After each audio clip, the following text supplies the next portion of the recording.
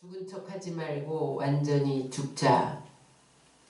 이와 같은 제목으로 은혜를 나누겠습니다. 우리 한번 따라 하시겠습니다. 죽은 척 하지 말고 완전히 죽자. 완전히 죽자. 여러분, 인간의 삶을 방해하는 장애물이 무엇이 있을까요? 어떤 사람은 가난이다, 저주다, 실패다, 질병이다, 힘이 없는 거다, 전쟁이다, 그렇게 생각을 해요. 그런데 성경은 우리의 행복한 삶을 회방하고 방해하는 것이 죄라고 말합니다. 죄를 범하면요, 하나님과의 관계가 파괴돼요. 아담과 하와가 선악과를 따먹는 순간 하나님과의 관계가 파괴됐어요. 하나님과의 관계가 파괴되니까 어떻게 됐습니까? 에덴 동산에서 쫓겨났어요. 여러분, 죄를 범하면 하나님 관계만 파괴되는 게 아니라 마귀가 바로 공격합니다. 여러분, 마귀가 있느냐 없느냐 인정하든 말든 마귀는 이 세상의 임금이에요. 마귀는요, 이 세상을 지배하면서 우리를 죽이고 도둑질하고 멸망시키는 일을 해요.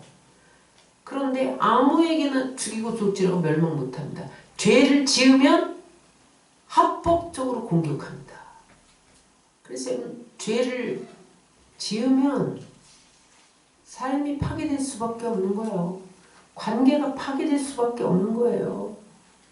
응? 마귀를 초청하는 문이 죄입니다. 문 열어놓고 옷이 없어서 그게 죄예요. 그래서 여러분, 마귀는 오늘도 죄라는 무기를 통해서 우리를 건드립니다.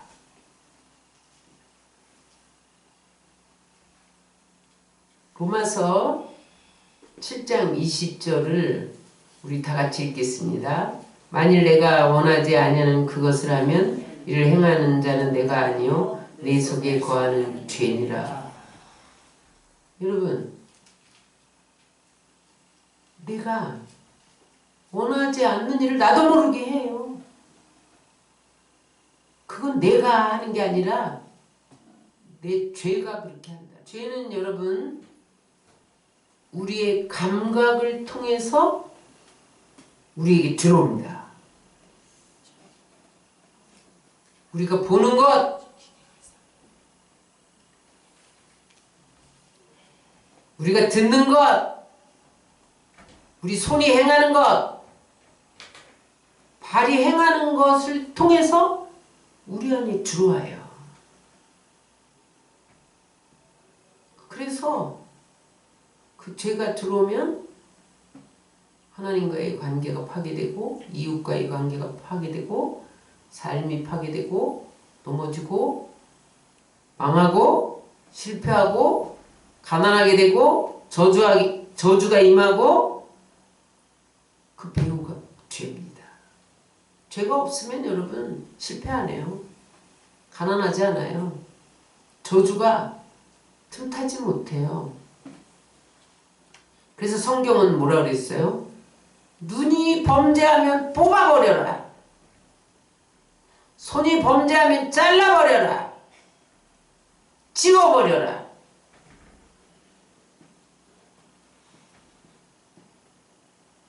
손을 찍어버리더라도 죄를 안 지어야 된다는 거예요.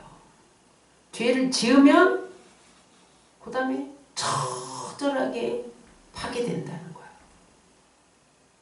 근데 여러분, 놀라운 사실은 마귀가 죄를 뿌려요, 우리에게. 죄짓도록 유혹해요. 마귀가 죄지면 공격해야지 틈만 보는 게 아니에요. 죄짓도록 유혹하고 죄를 계속 뿌려. 죄를 뿌리는 곳이 내 자아입니다. 내 육신, 옛사람, 그럼 마귀는 예수 이름으로 나가! 그러면 나가요. 예수님도 귀신 들린 자에게 귀신아 나가! 나갔잖아요. 제자들도 예수 이름으로 귀신을 쫓아냈나이다. 그럼 우리도 예수 이름으로 귀신을 쫓아낼 수 있어요. 마귀는 문제가 아니에요. 예수 이름으로 쫓으면 나가요. 죄도 피하면 돼. 요셉이 보디발 아내가 유혹했지만 바지 벗기더라도 도망갔잖아요. 피했잖아요. 그 죄를 안 지었잖아요. 문제는 여러분 옛사람 육체 덩어리인 내 자아가 문제입니다. 내 자아는요 주님이 우리에게 들어오시기 전부터 나를 지배하고 있었어요. 응? 로마서 7장 21절 23절을 다 같이 읽겠습니다. 그러므로 내가 한 법을 깨달았노니 곧 선을 행하기를 원하는 나에게 악이 함께 있는 것이로다. 내 속사함으로는 하나님의 법을 즐거워하되 내 지체 속에 다른 한 법이 내 마음의 법과 싸워 내 지체 속에 있는 죄의 법으로 나를 사로잡는 것을 보는도다. 내 안에 두 법이 있다는 거예요. 하나님의 법이 있고 죄의 법이 있어. 근데 내 속사람은 하나님의 법을 따르기를 원해요. 순종하고 싶어. 기도하고 싶어. 거룩하게 살고 싶어. 용서하며 살고 싶어. 사랑하며 살고 싶어. 그런데 내 안에 또 다른 죄의 법이 나를 하나님을 대적하게 만들고 불순종하게 만들어서 나는 날마다 죽을 지경이다. 오라 나는 공고한 사람이로다. 이 사망의 몸에서 누가 나를 건져내랴. 그렇게 고백했단 말이에요. 여러분. 사도 바울이 어떤 사람이에요. 여러분. 1세기를 복음으로 뒤흔들어 놓은 사람이에요. 응? 목숨 걸고 주님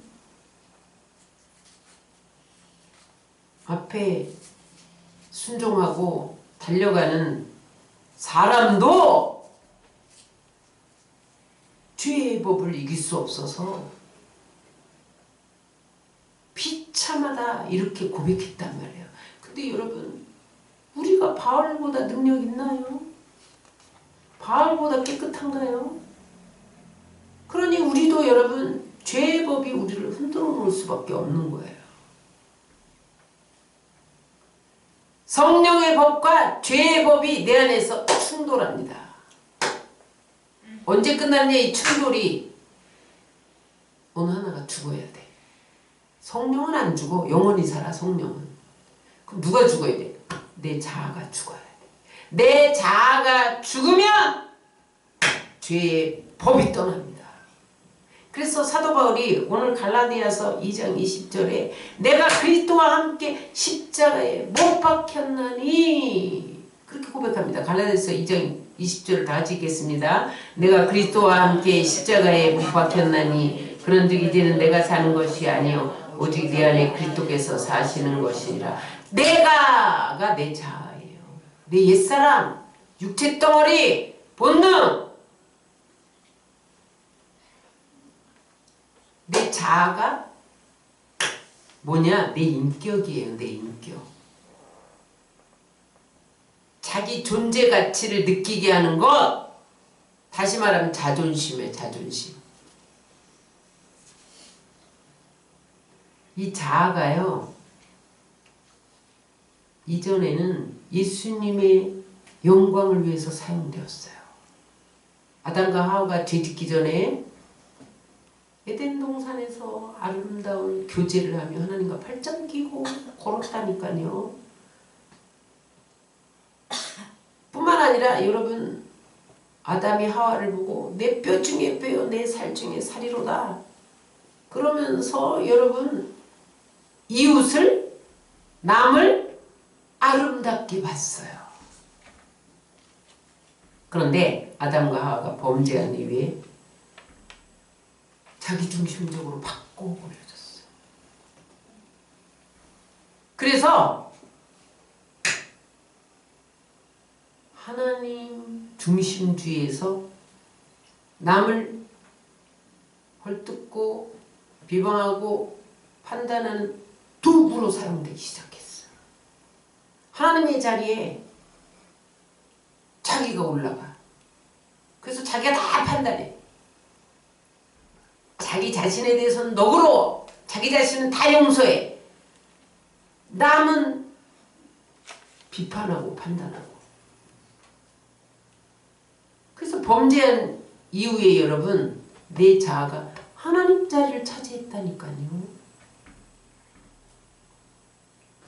자아를 좁은 범위에서 자존심이라고 해요. 자존심. 여러분 늘 이러잖아요. 우리는 가끔. 난 다른 거 다 양보해도 자존심은 양보 못해. 자존심 건드리면 난리 나죠. 여러분. 자존심 건드리면 여러분 어떻게 됩니까? 예수님도 없어. 하나님도 없어. 주일이 무슨 상관이야 나랑. 응? 응? 이게 자아라니까요 여러분. 하늘에서 불이 떨어져도 자존심 상하면 끝장이야. 여러분 그래서 자아가 죽어야 되는 거예요. 안 죽으면 예수님 믿을 수가 없어요. 예수님을 닮을 수도 없어요. 참다운 그리스도인이 될 수 없어요. 자아가 죽지 않으면요.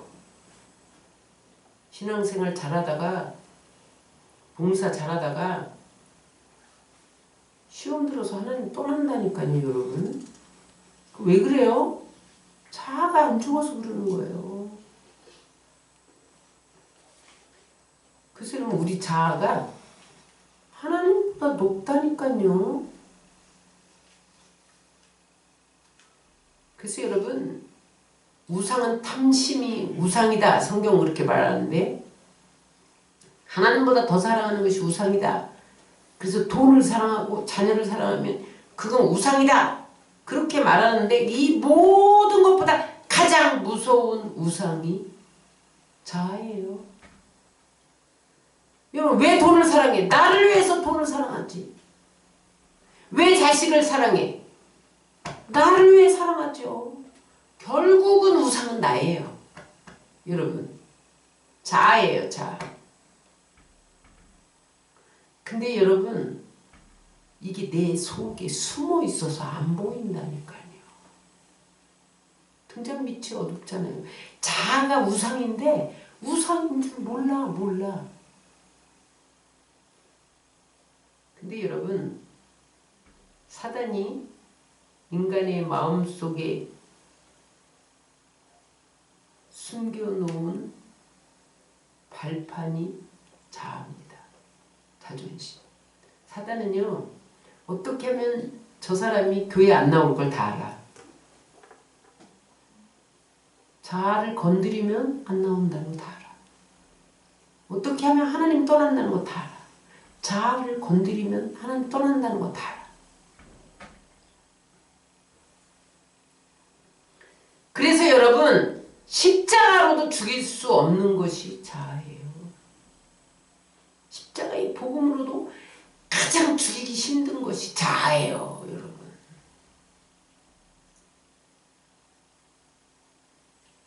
그래서 여러분 자아가 죽지 않으면요 성령이 내 안에 충만할 수가 없어요. 응? 자아가 죽지 않으면요 가정이 죽어요. 여러분. 자아가 죽어야 가정이 사는 거예요. 자아가 죽어야 교회가 사는 거예요. 자아가 죽어야 나라가 사는 거예요. 여러분. 사도 바울이 오늘 갈라디아서 2장 20절에서 뭐라고 말합니까? 예수님이 십자가에 죽을 때 내 자아가 죽었다. 내 자존심이 죽었다. 그러므로 이제 내가 앞으로 사는 이유는 예수를 믿는 믿음 안에서 사는 것이다.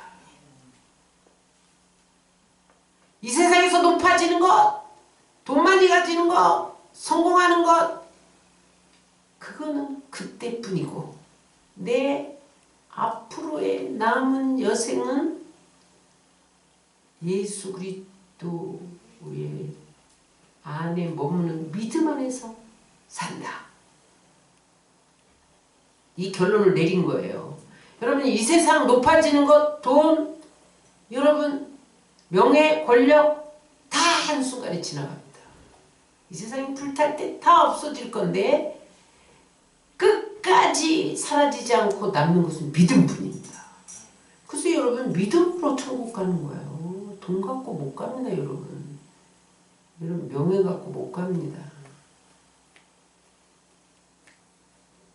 하나님은요 자아가 죽은 사람을 통해서 영광을 나타내기를 원하세요. 자아가 죽은 사람을 통해서 하나님 나라를 확장하기를 원하세요. 그런데 여러분 왜 부흥이 안 옵니까? 왜 하나님의 영광이 안 나타납니까? 우리가 죽지 않아서 그래요. 입으로는 죽었대.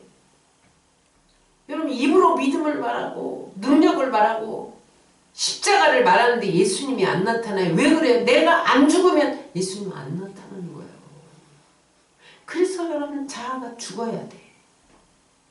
따라하세요. 죽으십시다. 옆에 사람이 죽으십시다. 죽어야 돼요. 내가 말씀의 불방망이로 쳐서 죽여야 돼. 성령의 불로 태워야 돼. 기도의 무릎으로 은혜를 끌어내려서 내 자아를 죽여야 돼. 그렇지 않으면요 주님이 죽입니다. 주님이 죽이는 작업을 고시행해요. 여러분 안 죽으면 하나님이 두고 보는 게 아니야. 하나님이 죽여버립니다. 그러기 전에 죽어야 돼. 근데 여러분 내가 자아가 죽었나 안 죽었나 한번 점검 좀 해봅시다. 자아가 죽지 않은 사람은 특징이 있어요. 첫 번째 혈기를 내요.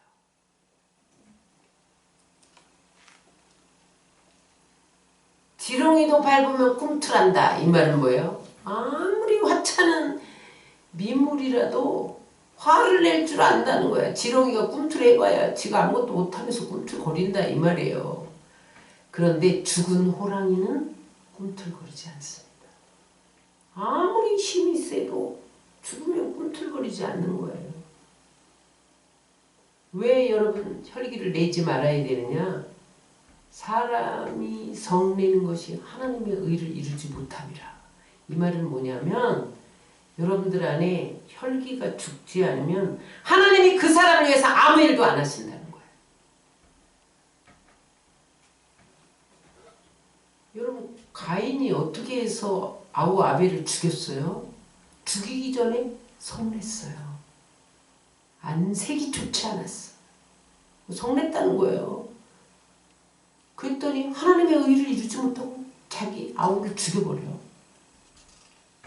사울이 여러분 악령에 사로잡히기 전에 혈기에 사로잡혔다니까요. 그래서 다윗을 죽이려고 창을 막 던져버려. 칼을 던져. 여러분 내 자아가 죽었나 안 죽었나 무엇을 가지고 볼 수 있습니까? 내 안에 혈기가 죽었나 안 죽었나로 가늠할 수 있습니다. 혈기가 안 죽으면요. 자아가 안 죽으면요. 성질 부린다니까요. 원한을 풀지 않아. 한 번 틀리면 끝장을 봐야 돼. 네가 죽든지 내가 죽든지 네가 나가든지 내가 나가든지. 응? 은혜 받은 거 다 소용없어. 기도하는 건 아무것도 소용없어. 끝장을 봐야 돼. 이게 여러분 자아가 안 죽은 사람의 모습이에요. 죽으세요. 죽어야 합니다. 따라하세요. 죽자. 내 자아가 죽어야 혈기가 죽는다.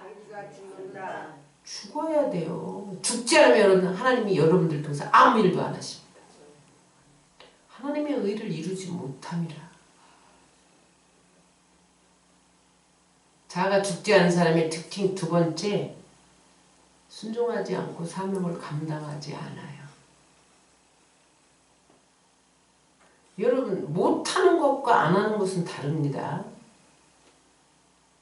못하는 것은 능력이 안 되면 못하지. 환경이 안 되면 못하죠. 근데 안 하는 건 왜 그러냐? 자존심 상해서 안 하는 거야. 자아가 안 죽어서 안 하는 거예요. 못한 건 죄가 아니에요. 못하면요 하나님이 할 수 있도록 도와주세요. 그리고 기다려주셔. 할 수 있을 때까지. 그러나 여러분 안 하면 하나님이 빼앗아버리고 촛대를 옮겨버려. 한 달란트 가진 자, 2달란트 가진 자, 5달란트 가진 자. 예, 비유가 뭡니까 여러분? 2달란트, 5달란트 받은 자는 이윤을 남겼다는 거예요. 순종하고 장사했다는 거예요. 주인이 탁구를 떠나면서 장사해! 이윤 남겨! 그랬더니 장사했다는 거예요. 1달란트 받은 자는 못한 게 아니라 안 했다는 거예요. 그냥 묻어두었다는 거예요. 그랬더니 주인이 돌아와서 뭐라 그래요? 너 있는 거 갖고 와. 빼앗아가지고 10달란트 남긴 자에게 주잖아요, 여러분. 여러분들이 하나님이 여러분에게 맡긴 사명 주셨는데 순종하지 않고 안 하면 하나님 빼앗아 버립니다. 또 하나 촛대를 옮깁니다. 하나님은요 나를 끝까지 붙들고 쓰는 사람이 아니야. 자유의지를 주셨잖아요. 안 하면 다른 사람에게 옮기는 거예요. 여러분 하나님이 말씀하실 때 순종하세요. 하나님이 써주실 때 잘하세요. 여러분 제가 아파 보니까요 아무것도 못하겠더라고. 어지러워서 빙빙 도는데 걸을 수가 있나. 뭐 먹는 거 다 토하는데 먹을 수가 있나. 하나님이 톡 한번 건드리면 아무것도 못하는 거예요. 여러분 뭐가 잘났어요. 여러분 하나님은 쓰실 때가 있고 버리실 때가 있어요. 모세는 가나안 땅까지 가고 싶었는데 하나님이 너는 40년 광야에서 스톱 안 들여보내잖아요. 하나님 주권이야.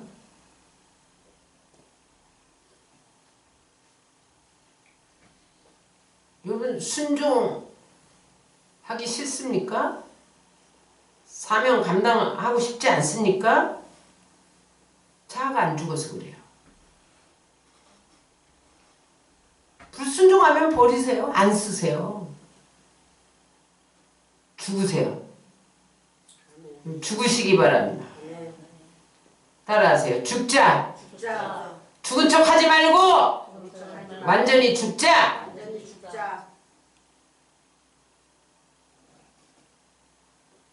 자가 죽지 않은 사람 특징 세 번째는 누가 자존심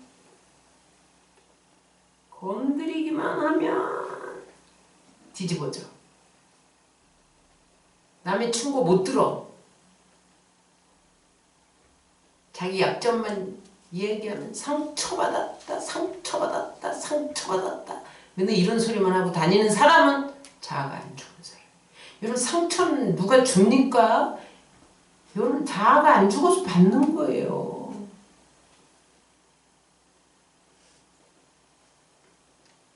죽으세요. 상처받지 않으려거든 죽으세요. 다 내 탓이지. 자가 죽지 않은 사람 네 번째 특징이 뭡니까? 자기 잘못된 생각이나 주장을 인정하지 않아. 끝까지 변명해. 다 네 탓이야. 내 탓은 하나도 없어. 변명하고 합리화하고 정당화하고 이유를 대고. 사울이 여러분 사무엘이 올 때까지 못 기다리고 제사 지내놓고 왜 제사 지냈은가 그랬더니 백성이 흩어질까봐 흩어짐을 면하기 위해서 변명했잖아요. 전리품 다 진멸해라. 그런데 왜 꾀꾀 양 실한 양 남겨뒀습니까? 지가 먹으려고 남겨뒀으면서 하나님께 제사 드리라고 변명하고 둘러대고 합리화하고 죽으세요, 여러분. 변명하지 마세요. 합리화하지 마세요. 자아가 죽어야 여러분 자기 잘못된 생각을 인정하는 거예요.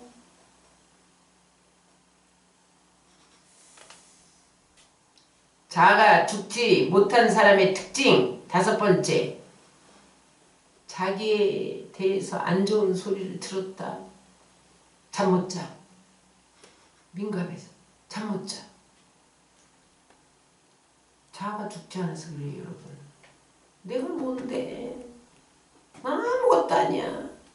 바이러스 하나가 침투하면 꼼짝 못하는 게 나예요, 여러분. 흙덩어리야. 푹 찌르면 부서지는. 내가 뭐가 그렇게 잘나서 민감해서 내 얘기하면 잠도 못 자요. 여러분 죽으세요.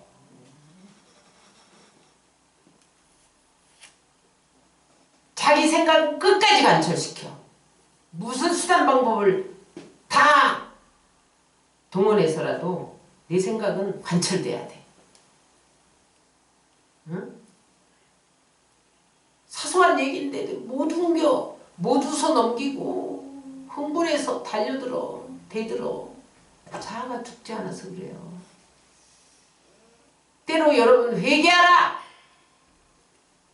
이렇게 설교하면요 말씀을 거부해. 마음의 문을 딱 닫아. 이거는 마치 하나님을 향해서 이렇게 하는 것과 똑같아요. 하나님!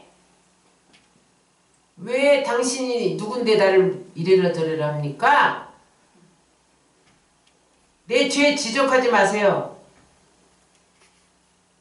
듣기 싫어요. 나를 이래라 저래라 하지 마세요. 다음에 또 이래라 저래라 하면 교회 안 나올 거예요. 제발 내 자존심 건드리지 마세요. 하나님 나하고 잘 지내고 싶으면 나 책망하지 마세요. 이러는 거와 똑같은 거예요, 여러분. 책망의 설교를 거부하고 내 마음 자존심 건드리는 자아를 죽이려고 선포하는 말씀에 문을 닫는 것은 하나님 이래라 저래라 하지 마세요. 거부하는 거예요. 하나님을 거부하는 거예요. 말씀을 거부하는 것은요, 하나님을 거부하는 무서운 죄입니다. 자아가 안 죽어서 그래요. 그래서 여러분 자아는 반드시 죽어야 돼. 그리고요, 이상하리만큼 자기 자신을 몰라. 우리는 다 보여. 저 사람이 저거 대구파 굴린다. 저러다가 2안 3안 저렇게 가겠지. 딱 보여. 자기를 못 봐. 계속 자기가 옳대. 자기 잘한대. 지금 잘하고 있대. 자아가 안 죽어서 그래요. 자기를 못 본다니까요, 여러분. 명령하는 거 제일 싫어요. 남 비판은 잘해. 왜냐면 남을 끌어내려야 내가 올라가는 줄 알아. 자아가 죽지 않아서 그런 거예요. 모태신앙이라도 여러분 50년을 여러분 예수를 믿어도 응? 우리 집안이 4대째야 4대째. 자아가 죽지 않으면 신앙은 성장하지 않습니다, 여러분. 밤새 철야하고 금식하고 매일 새벽기도 드리고 날마다 예배 드려도 자아가 죽지 않으면 변화되지 않는 거예요, 여러분. 응? 은혜 받아야 합니까, 여러분? 응? 자아가 살아서 은혜 받은 거 흔들어 놓으면 다 쏟는데 무슨 은혜를 받아야 돼요? 자아를 먼저 죽여야지. 은혜 받는 게 중요하지만 은혜를 유지하는 건 더 중요해요. 은혜 유지는요, 자아가 죽을 때만 유지되는 거예요. 응? 은혜 받으려면 내가 변화돼야 되는데 변화되지 않고 여러분 은혜 못 받았다고 그래. 은혜 못 받는 게 목사가 설교를 못해서 못 받는 게 아닙니다, 여러분. 응? 은혜의 강도가 약해서 은혜 못 받는 게 아니에요, 여러분. 내 자아가 은혜를 잡아먹기 때문에 못 받는 거예요. 응?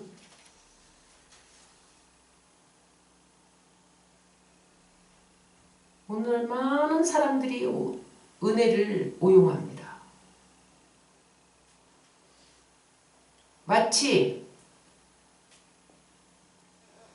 예수 믿어도 우리는 연약하기 때문에 죄를 지을 수밖에 없어. 그래서 예수님이 죽었잖아. 그래서 예수 믿기만 하면 용서해 주시는 거야. 죄를 지어도 십자가의 은혜로 용서받아. 이것을 은혜라고 말합니다.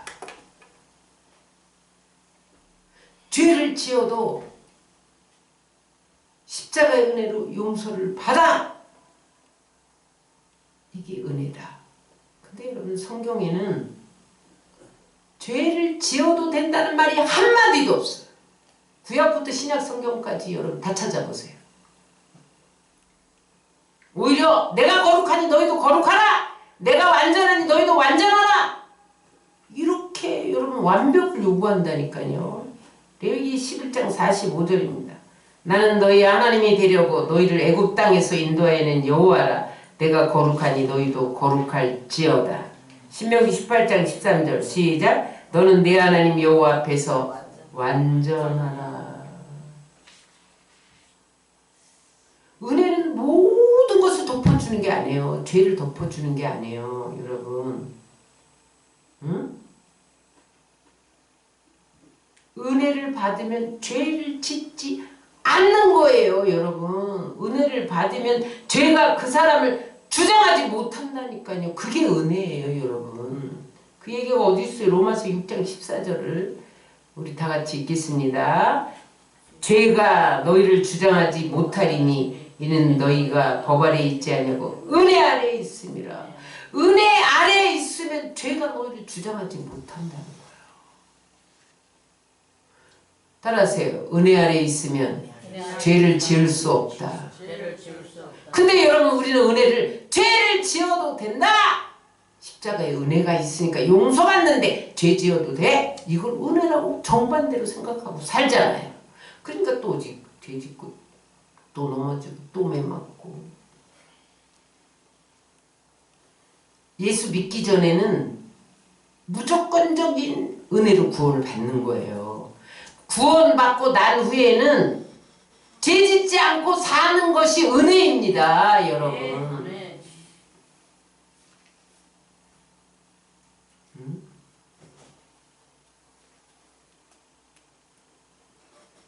여러분 우리는 십자가에서 죽었어요. 그럼 죽은 시체가 죄 짓는 거 봤어요? 죽은 시체는요 무엇으로 유혹해도 끄떡도 안 해. 응? 강제로 죄를 막 짓게 시켜도 못 져. 죽으세요. 죽어야 돼요. 죽어야 죄를 안 짓는 거예요. 여러분 자아가 죽어야 돼요. 로마서 6장 2절입니다. 시작. 그럴 수 없느니라. 죄에 대하여 죽은 우리가 어찌 그 가운데 더 살리요. 로마서 6장 11절. 이와 같이 너희도 너희 자신을 죄에 대하여는 죽은 자요 그리스도 예수 안에서 하나님께 대하여는 살아있는 자로 여길지어다. 죽으면 죄 안 짓는다니까요. 여러분 왜 자꾸 죄 지세요? 자아가 안 죽어서 죄 짓는 거예요. 은혜 받아야 돼.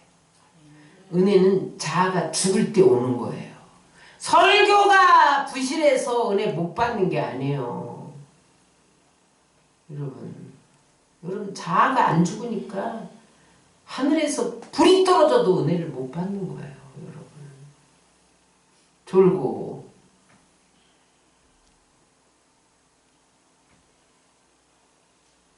글쎄 여러분 내 자아를 내가 쳐서 복종시켜. 날마다 나는 죽노라.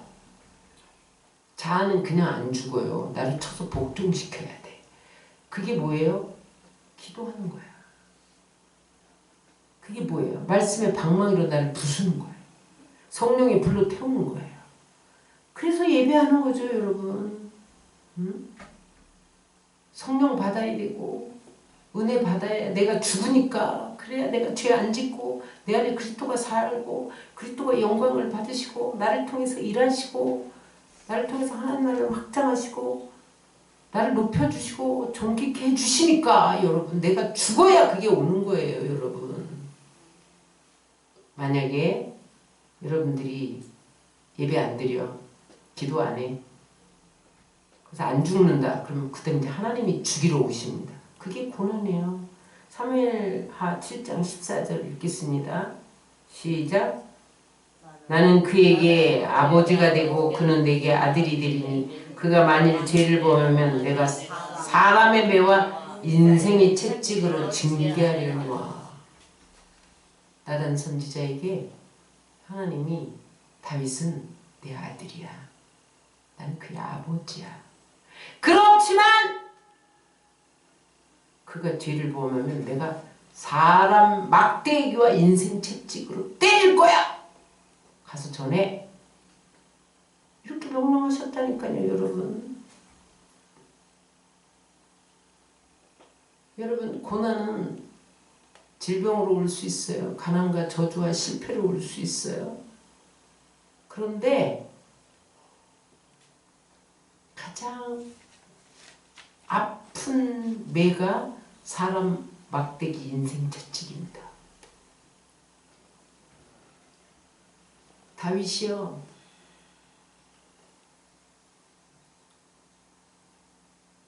그를 하나님이 다시는 죄를 못 짓게 하기 위해서 인생 막대기를 많이 사용했어요. 사람 채찍. 자기 아들이 채찍이 되고 막대기에 대해서 아비를 두드리는 거. 압살롬이 아버지를 쫓아내려고 칼을 들고 구태타를 일으켜서 쫓아오는 거예요. 여러분 얼마나 아팠겠어요. 여러분 아들이 자기를 왕궁에서 몰아내려고 응? 그때 하나님이 그 사람 막대기와 인생 채찍으로 다윗에게 너 또 죄 지을래? 밧세바 범하고 우리야 죽일래? 네 자식이 너를 죽이려고 해도 또 그 죄 또 지을래? 이거 물으셨던 거예요. 여러분 죄 못 짓게 하려고 인생 채찍 사람 막대기로 때리신 거예요. 응? 여러분 믿었던 사람에게 배신당할 때가 있죠. 여러분 그런데 여러분 우리는 그 사람을 보고 미워해. 근데 여러분 하나님 작업하는 거예요. 그래야 자아가 죽으니까.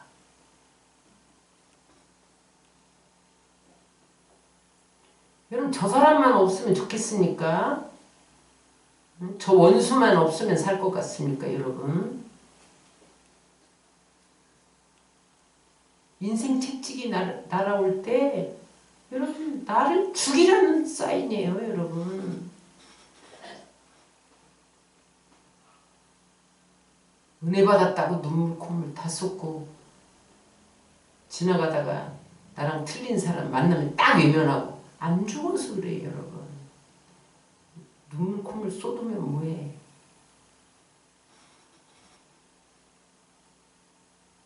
여러분 인생 채찍이 날아올 때 내 자아가 죽었는지를 살펴야 돼요. 지금 하나님이 어떤 방법으로 나를 연단하시는가를 발견해야 돼요.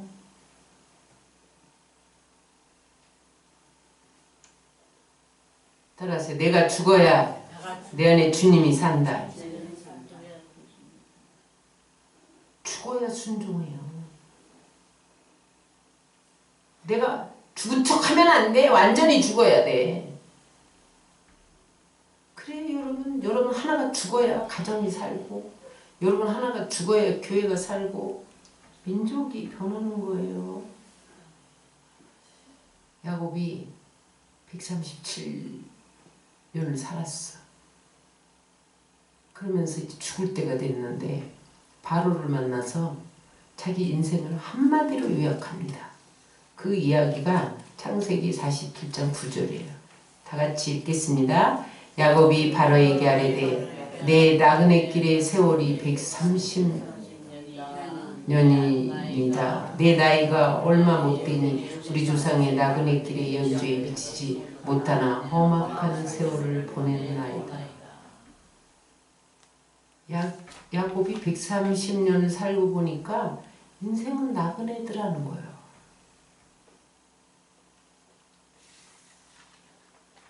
이 세상은 아무것도 아니더라는 거예요.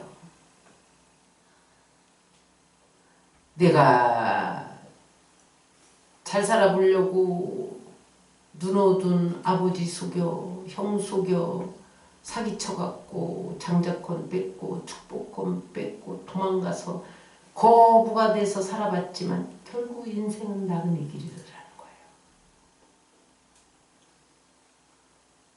내가 죽지 않으니까 내가 살려고 발버둥 치다 보니까 130년 동안 험악한 세월을 보냈다는 거예요. 여러분들이 죽지 않으면 여러분들의 생애는 험악할 수밖에 없는 거예요. 그래서 여러분, 야곱이 그렇게 사기꾼이 돼서 아비 속이고 형 속여서 자기 힘으로 살아보려고 아둥바둥 됐지만 자기가 가장 사랑하는 아내 라헬이 베냐민을 낳다 죽어가는 모습을 보면서도 자기 힘으로 어떻게 할 수가 없었잖아요. 응? 자기 자식들이 요셉을 팔아버리고 짐승에 물려 죽었다고 속였는데 가장 사랑하는 색동저고리를 구별해서 입힌 요셉을 잃어버리고 가슴에 묻고 날마다 눈물 흘리는 세월을 보냈잖아요, 여러분.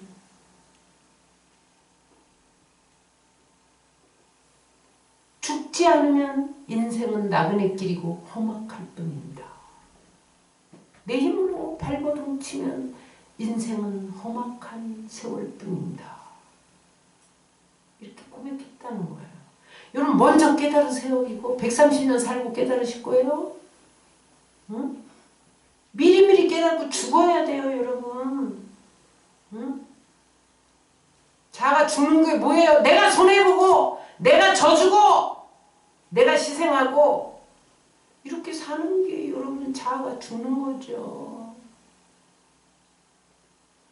욥이 여러분 하나님이 작업하니까 그때 깨달아갖고 뭐라고 고백해요? 내가 죽게 대하여 귀로만 듣기만 하였사오나 이제는 눈으로 주를 배움나이다.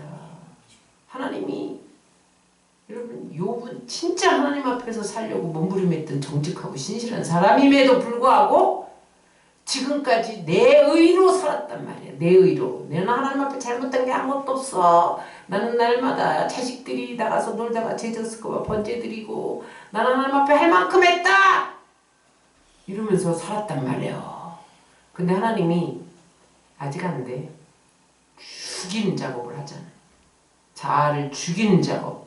재산 다 없애. 자식들 다 죽여. 친구들이 저주해. 네 몸은 병들어. 죽이는 작업을 한 다음에 고백한 말이 지금까지 내가 죽지 않고 살아온 세월은 하나님에 대해서 기로만 들었단 말이에요. 기로만. 근데 내가 죽고 보니까 주님이 보인다는 거예요. 여러분 주님이 안 보이시죠? 자아가 안 죽으니까 안 보이시죠, 여러분?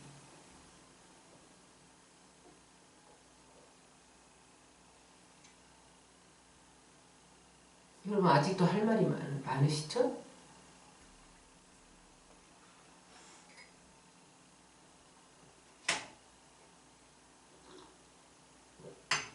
여러분 뭐가 그렇게 못마땅해? 왜 이렇게 못마땅한 게 많아요? 뭐가 그렇게 억울하세요? 뭐가 섭섭해? 뭐가 그 사람 때문에 못 살겠어? 맨날 상처받았다 상처받았다. 언제까지 그러고 살 거예요? 죽으세요. 죽어야 그런 소리가 쏙 들어갑니다, 여러분. 이 땅에서 죽지 않으면 천국에 못 들어가요, 여러분. 이 땅에서 죽어야 영원히 삽니다. 하나의 미랄이 땅에 떨어져 죽지 않으면 열매 못 맺어요. 문드러져야 돼. 흔적도 없이 사라져야 돼. 여러분 열매가 반쯤에서 싹이 나오는 줄 아세요? 씨가 죽어서 흔적이 없어져야 싹이 나오는 거예요. 죽지 않으면 밀알 하나 그대로 있어. 죽어야 열매를 맺는 거예요. 여러분. 응? 여러분 하나님이 왜 죽으라 그러겠어요. 여러분 우리를 영광스럽게 하려고 우리를 자유자재로 쓰고 싶으신데 말을 안 들어. 고집, 아집, 교만, 탐심 얼룩져가지고 자아가 안 죽으니까 하나님이 마음대로 쓸 수가 없으니까 죽이는 거예요. 여러분. 응? 하나님 높이려고 죽이는 거예요. 우리를 정직케 하려고 죽이는 거예요. 여러분 죽이려고 죽이는 게 아니에요. 여러분. 그걸 아셔야 돼요. 응? 죽어야 예수의 생명이 나타나는 거예요. 죽어야 강같은 평화가 흐르고 진정한 기쁨이 넘치는 거예요. 안 죽으니까 여러분 평강도 없고 기쁨도 없고 생명의 역사도 안 일어나고 응? 옹졸한 마음 이렇게 꼬아갖고 살고 옹졸한 마음 좀 넓히세요. 여러분. 응? 뭐가 그렇게 섭섭한 게 많아? 뭐가 억울한 게 그렇게 많아요. 여러분. 십자가를 지고 죽으셔야 돼요. 여러분. 한 가지만 얘기하고 마치겠습니다. 요한계시록 11장 두 증인에 대해서 다시 묵상을 하다가 놀라운 사실을 발견했어요. 여러분 요한계시록은 내가 수없이 가르쳤죠. 수백 번을 읽었어요. 요한계시록. 요한계시록 11장 3절 13절을 우리 천천히 읽으면서 하나님이 새롭게 조명되는 것을 발견하시기 바랍니다. 다 같이 읽겠습니다. 내가 나의 두 증인에게 권세를 주리니 그들이 굵은 베옷을 입고 1260일을 예언하리라. 그들은 이 땅에 주 앞에 서 있는 두 감람나무와 두 촛대니 만일 누구든지 그들을 해하고자 하면 그들의 입에서 불이 나와서 그들의 원수를 삼켜버릴 것이요 누구든지 그들을 해하고자 하면 반드시 그같이 죽임을 당하리라.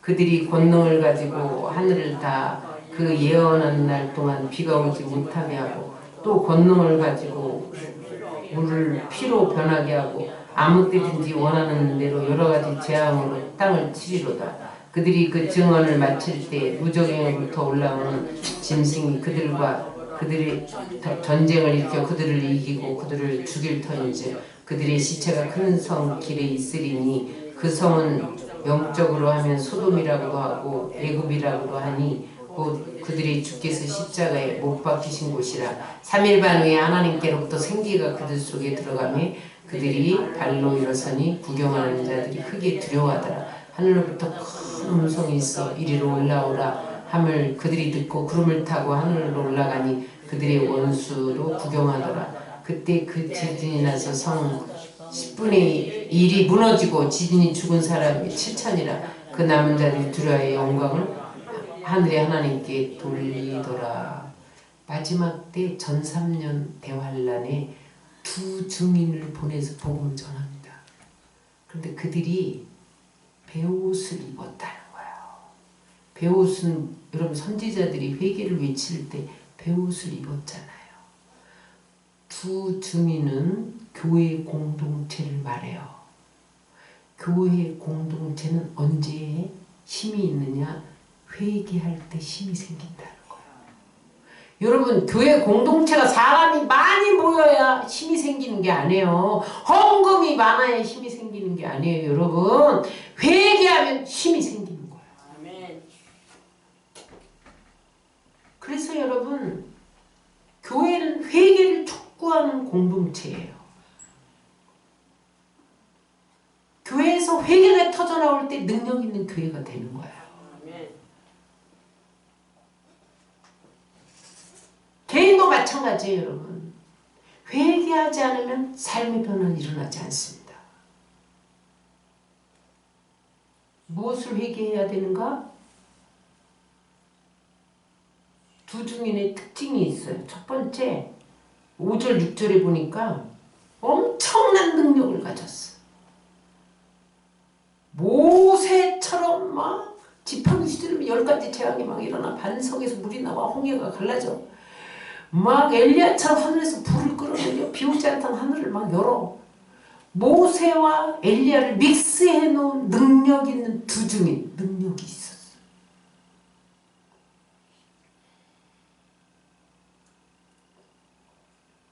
그런데 그 두 증인이 그 능력을 갖고도 맥없이 7절에 보니까 적그리스도에게 죽임을 당했어요. 그런데 11절에 가면 하나님께서 그들을 부활시켜서 다시 공중으로 끌어올립니다. 중요한 게 뭐냐면 여기 두 증인의 죽음과 부활은 예수님의 십자가를 모델로 하고 있다는 거예요. 계시록 11장 8절을 우리 한번 읽겠습니다. 시작. 그들의 시체가 큰 길에 있으리니 그 성은 영적으로 하면 소돔이라도 하고 애굽이라도 아니고 그들의 주께서 십자가에 못 박힌 곳이라.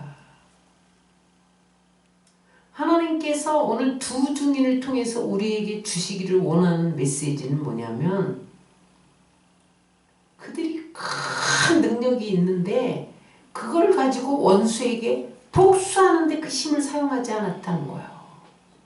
적그리스도가 달려들어도 불을 토하고 뭐 불에서 입에서 불이 나와 다 사람을 사르고 그런 능력이 있는데 여러분 저들을 복수할 수 있잖아요.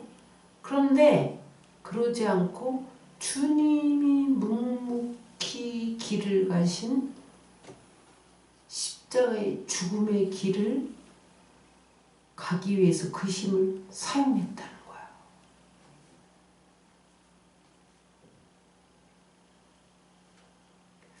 제가 제사 지낼 때 양 잡는 것을 영상을 보다가 기절할 뻔했어요. 거기 영상에 뭐가 나오는지 아세요? 여러분 각자 나 끔찍해서 오늘 못 가져왔는데 성인 인증을 해야 볼 수 있어. 19세 이하는 보지 못해. 양을 잡는데 내가 잡아야 되잖아. 제사 지낼 때 내가 죄를 전가시켜서 양을 잡아야 되는데 죽이는 방법이 3가지예요. 미간을 찍어서 죽여야 돼. 근데 여러분 10년 동안 소를 잡은 사람도 한 번에 딱 못 죽인다네. 막 찍다 보면 눈도 찍고 막 코도 찍고 입도 찍고 막 만신창이가 되는 거야. 그거를 죄인이 내가 기르는 양을 잡아야 되잖아. 흠없는 거.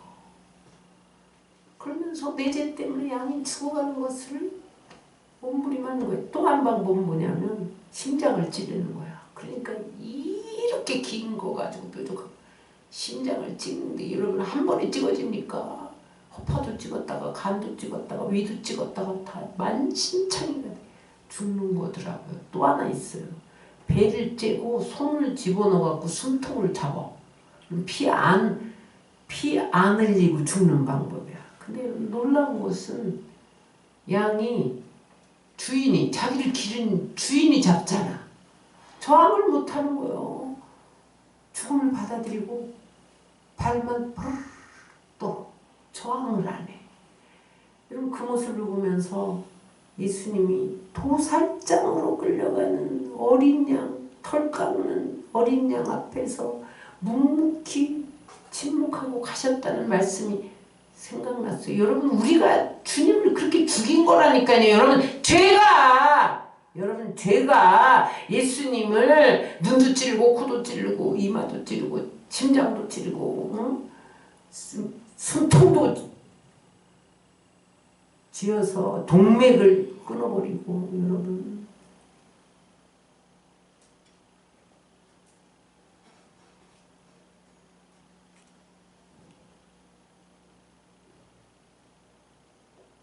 여러분 오늘 사도 요한이 두 증인을 통해서 우리에게 주는 메시지는 뭐냐?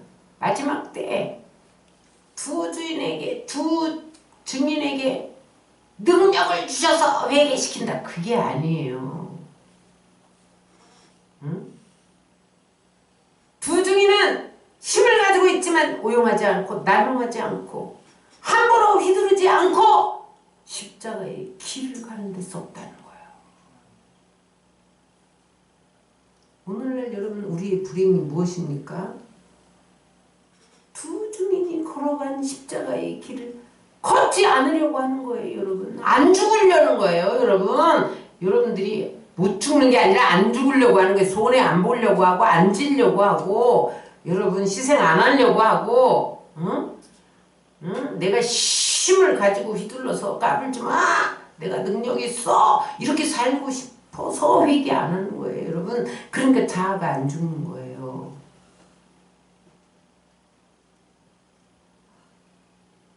두 증인을 통해서 오늘 주님 우리에게 말씀하십니다. 힘 휘두르지 마라. 희생하는 길, 손해보는 길, 거기에 사용하라. 그게 날마다 죽는 거야. 나는 날마다 죽는다. 기독교는 죽음의 종교입니다, 여러분. 힘을 모으고 과시하고 휘두르는 종교가 아니에요, 여러분. 여러분 그런데 힘을 원하시죠, 여러분? 여러분 제가 아프면서 내가 왜 부흥을 원했나?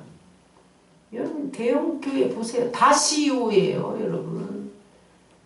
숫자 많다는 걸 가지고 힘을 휘두릅니다. 그러니까 다 개척교회는 피해의식에 사로잡혀서 대형교회가 되려고 힘을 가지려고 부흥을 원하는 거예요, 여러분.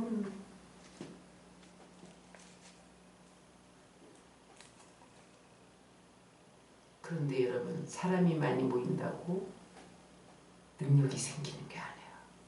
자아가 죽으면 능력이 생깁니다. 회개하면 능력이 생깁니다. 여러분 오늘 강단에서 회개를 외치지 않는다고 회개 안 하나요? 회개를 외치는데 능력이 안 나타나는 거예요, 여러분. 왜 능력이 안 나타납니까? 자아가 안 죽으니까 입술로만 외치니까 회개가 안 나타나는 거예요. 여러분들 자녀에게 그러면 안 돼, 이러면 안 돼 가르치는데 왜 변화가 일어나지 않습니까? 여러분들이 그렇게 살지 않으면서 입술로만 하니까 변화가 안 일어나는 거예요. 복음을 살아내야 돼요. 응? 왜 여러분 안 죽으려고 하세요? 죽으면 산다는 믿음이 없는 거야. 죽으면 산다니까요. 따라하세요. 죽으면 산다. 이 믿음이 없으니까 자꾸 살려고 힘 모으려고 돈도 벌어야지.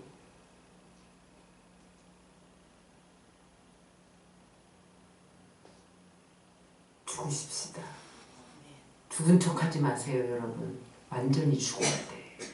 여러분 맨날 죽은 척하다 또 살아나고 죽은 척하다가 또 살아나고 기절했다가 또 살아나고 완전히 죽어야 돼요.